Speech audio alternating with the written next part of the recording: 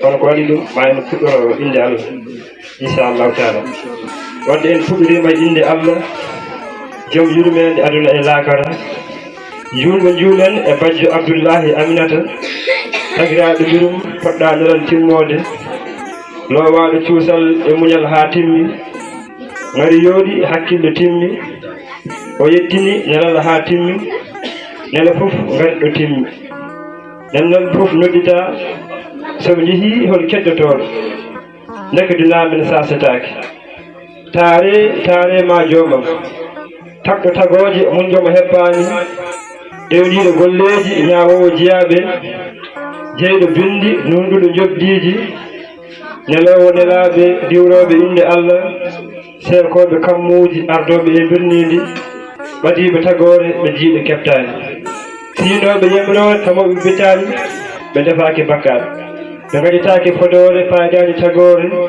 yettortoɓe sababuji ɓe ndiwani suka ɓe jasani mawɗo ɓe jonum surani ɓe gacci kaɗani ɓe kulani feɗore ɗoftiɓe joom bindi sortoɓe pittali seekoɓe weeyo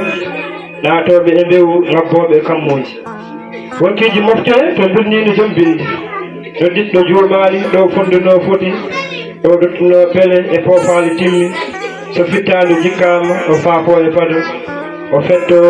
o focco o deeƴa gulaɗo gulla woɗo waɗa hoolo ñalde hen woya woyno woya suno woya jurumu woya simmito woya limto woya woykino woya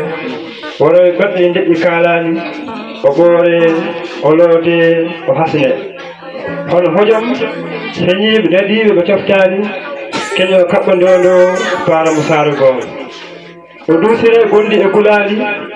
ɓeɓe cuniɗe e jeete ñirɓiniɗe ɓe tawa cewka cilaka paarka palika feccuko nangue paraka e reedu leydi mo wuro tagore ndu anda moƴƴo e bonɗo o dusire gondi e gulali ɓeɓe cuniɗe e jeete ñirɓiniɗe o hooti e saare goonga sukkude mettude miɗinde e deeñde ɗo suka fijata mawɗo haalata bonɗo dukata ñeño wullata bule tam e nde saare so nde weeli so nde metti yaaraɓe gartani ko ni woni e battane kala gurɗo